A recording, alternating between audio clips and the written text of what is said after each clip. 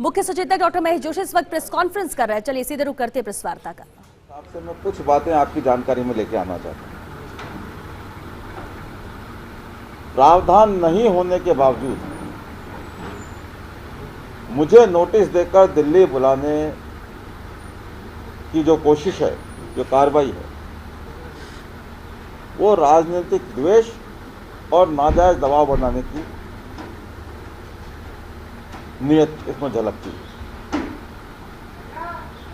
मैं स्पष्ट रूप से कहना चाहता हूं कि कानूनी लड़ाई हम कानूनी तरीके से लड़ेंगे, लेकिन कानून के नाम पर, कानूनी लड़ाई के नाम पर किए जा रहे इस ढोंग का पर्दाफाश भी करें। सियासती चालों का जवाब दिया जाएगा, षड्यंत्रों का भंडाफोड़ किया जाएगा। हो ये रहा है कि राजस्थान में लोकतांत्रिक तरीके से चुनी हुई बहुमत के आधार पर स्थिर सरकार को गिराने के जो षड्यंत्र किए गए, उसमें श्री गजेंद्र सिंह शेखावत जो केंद्रीय मंत्री हैं,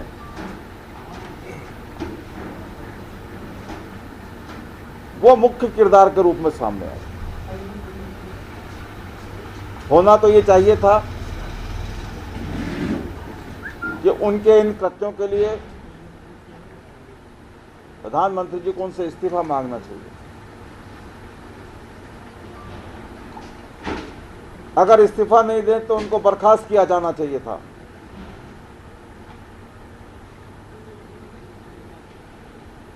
नैतिकता का तकाजा यही था कि श्री शेखावत को बर्खास्त किया जाता, लेकिन जिस नैतिकता की और स्वच्छ राजनीति की प्रधानमंत्री जी दुहाई देते हैं, उन्होंने वैसा कोई काम इस मामले में नहीं। और अब तो ये लग रहा है कि उनके खिलाफ कार्रवाई करने की बजाय प्रधानमंत्री जी ने और गृह मंत्री जी ने श्री शेखावत को बचाने का ठेका दिल्ली पुलिस को दे दिया, जो उनके खुद के अधीन आती है। और इसीलिए प्रावधान नहीं होने के बावजूद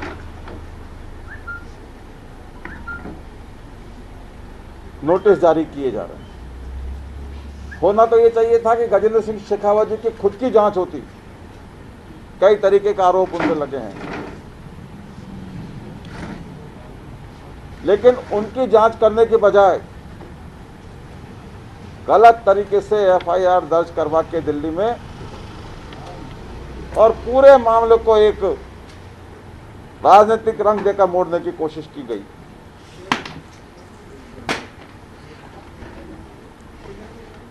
दिल्ली पुलिस में जब एफआईआर दर्ज हुई तो उनसे यह नहीं पूछा गया कि आपकी एफआईआर किस तथ्य पर, किस प्रामाणिक दस्तावेज के आधार पर आपकी एफआईआर बनती है। जब कभी भी कोई व्यक्ति एफआईआर दर्ज कराने जाता है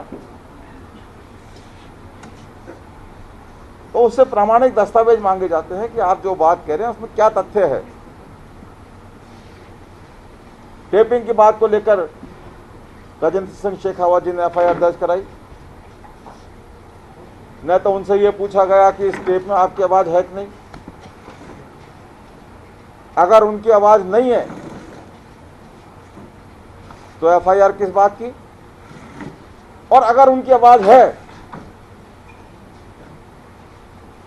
तो हलफनामा देकर आना चाहिए था गजेंद्र सिंह शेखावत जी को। उनसे हलफनामा मांगा जाना चाहिए था दिल्ली पुलिस को कि आप हलफनामा दीजिए कि आपकी आवाज है, और उसके बाद एफआईआर दर्ज होनी चाहिए। न हलफनामा मांगा गया, न पूछा गया, न वॉइस सैंपल लिया गया, और सीधी एफआईआर दर्ज कर। मेरा अब भी कहना है कि जो टेप जिनके आधार पे मैंने एफआईआर दर्ज कराई थी एसीबी में और उससे पहले एसओजी में, उन टेपों में स्पष्ट रूप से नजर आता है कि गजेंद्र सिंह शेखावत जी की आवाज है, और उनको वही सैंपल देकर आना चाहिए। अगर वो निर्दोष हैं तो भी न्याय होगा, और अगर वो दोषी हैं तो न्याय अपने आप हो जाएगा। आवाज का सैंपल देने से बच रहे हैं, दिल्ली में एफआईआर दर्ज करा रहे हैं, राजस्थान में केस चल रहे हैं, और स्थिति यह है कि जिस केस में मुझे नोटिस भेजा गया, उस केस में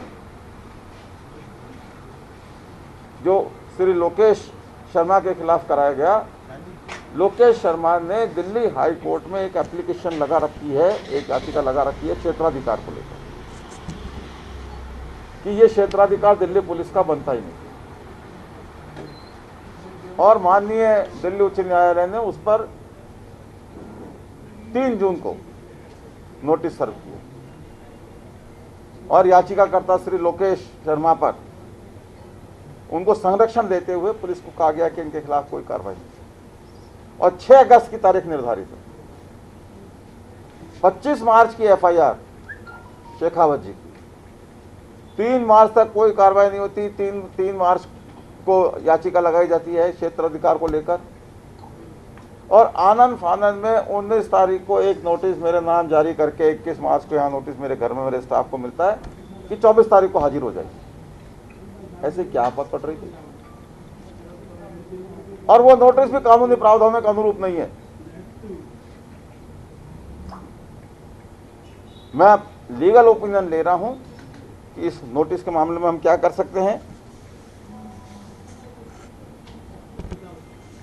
और पूरे केस के मामले में भी जो देश का कानून कहेगा उस तरीके से न्याय होगा। मैं आपके माध्यम से एक बार फिर से गजेंद्र सिंह शेखावत जी को चुनौती देता हूं कि अगर उनमें नैतिक साहस है, अगर वो अपने को पाक साफ मानते हैं,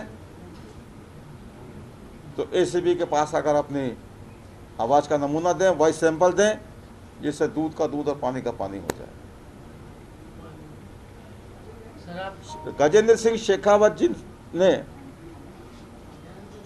उनको ये भी बताना चाहिए कि उन्होंने आज तक राजस्थान की जनता के भले के लिए क्या किया, राजस्थान की जनता के, राजस्थान के विकास के लिए क्या किया है। वो केंद्रीय मंत्री, कुल मिलाकर लोकतांत्रिक तरीके से चुनी हुई सरकार को गिराने की कोशिश करना, असफल होने पर कोर्टबाजी, केसबाजी ये करना, ये उनकी फितरत बन गई है। उनकी पार्टी के लोग उनको अपरिपक्व मानने लगे हैं, उनकी पार्टी के लोगों में उनको लेकर भारी विरोध है। मतलब एक तरीके से मैं ये कहूँ तो भी अतिशयोक्ति नहीं होगी कि अब पार्टी के लोग ये मानते हैं कि गजेंद्र सिंह शेखावत की पार्टी में कोई उपयोगिता नहीं है।